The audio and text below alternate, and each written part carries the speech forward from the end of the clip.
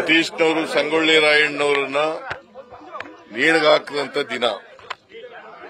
ಸಂಗೊಳ್ಳಿ ರಾಯಣ್ಣವರು ಒಬ್ಬ ಅಪ್ರತಿಮ ದೇಶ ಪ್ರೇಮಿ.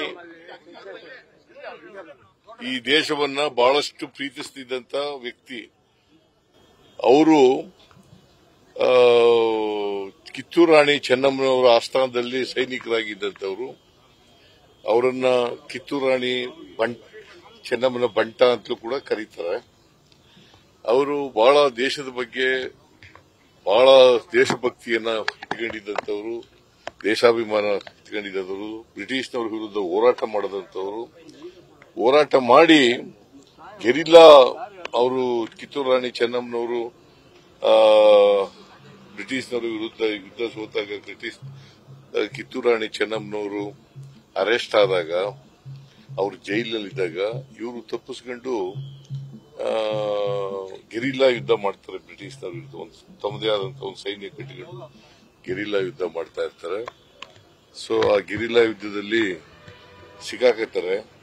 ಯುದ್ಧ ಮಾಡುವಾಗ ಅವರು ಕೆರೆಯಲ್ಲಿ ಸ್ನಾನ ಮಾಡುವಾಗ ಸಿಕ್ಕಾಕೊಂಡ್ರು ಅಂತಕ್ಕಂಥದ್ದು. ನಮ್ಮವರೇ ಅವರನ್ನ ಹಿಡ್ಕೊಡ್ಲಿಕ್ಕೆ ಬ್ರಿಟಿಷ್ನವರಿಗೆ ಸಹಾಯ ಮಾಡಿದ್ರು ಅಂತಕ್ಕಂಥದ್ದು ಕತೆ ಇರ್ತಕ್ಕಂಥದ್ದು.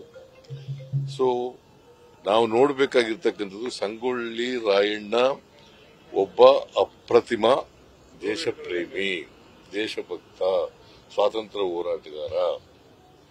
ಅವರು ನಮ್ಗೆ ಎಲ್ರಿಗೂ ಕೂಡ ಸ್ಫೂರ್ತಿ.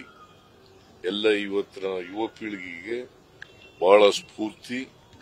ದೇಶಕ್ಕೆ ನಾವು ಈ ನಾಡಿನ ನೆಲ, ಜಲ, ಭಾಷೆ ಪ್ರೀತಿಸಬೇಕಾಗ್ತದೆ, ಗೌರವಿಸಬೇಕಾಗ್ತದೆ, ಅಭಿಮಾನದಿಂದ ಕಾಣಬೇಕಾಗ್ತದೆ. ಹಾಗೇನೆ ಸಂಗೊಳ್ಳಿ ರಾಯಣ್ಣ ಕೂಡ ಈ ದೇಶವನ್ನು ಬಹಳ ಪ್ರೀತಿಸ್ತಾ ಇದ್ದಾರೆ. ನಾವು ಕೂಡ ಅದನ್ನೇ ಅವರ ಆದರ್ಶಗಳನ್ನ ಪಾಲನೆ ಮಾಡತಕ್ಕಂಥ ಕೆಲಸವನ್ನು ಮಾಡತಕ್ಕಂಥದ್ದೇ ಸಂಗೊಳ್ಳಿ ರಾಯಣ್ಣವರಿಗೆ ಸಲ್ಲಿಸ್ತಕ್ಕಂಥ ಗೌರವ.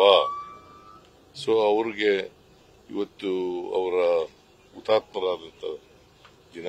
ಆ ದಿನವನ್ನ ಇವತ್ತು ಸಂಗೊಳ್ಳಿ ರಾಯಣ್ಣ ಪ್ರತಿಮೆಗೆ ಹೂನಾರ ಹಾಕಿ ಅವರಿಗೆ ಗೌರವ ಸಲ್ಲಿಸಿ ಅವರಿಗೆ ಅವರ ಆತ್ಮಕ್ಕೆ ಶಾಂತಿ ಕೋರ್ತಕ್ಕಂಥ ಕೆಲಸವನ್ನು ಸರ್ಕಾರ ಅನುದಾನ ಮತ್ತೆ ಕೇಳಿದ್ರೆ 5200 ಕೋಟಿ ಪತ್ರ ಬರೆದಿದ್ದೀನಿ.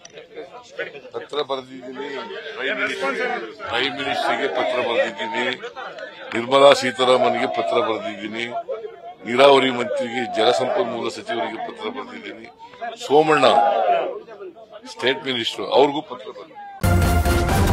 ನ್ಯೂಸ್ ಫಸ್ಟ್ ನಿರ್ಭೀತಿಯಿಂದ ನಿಮ್ಮ ಪರವಾಗಿ.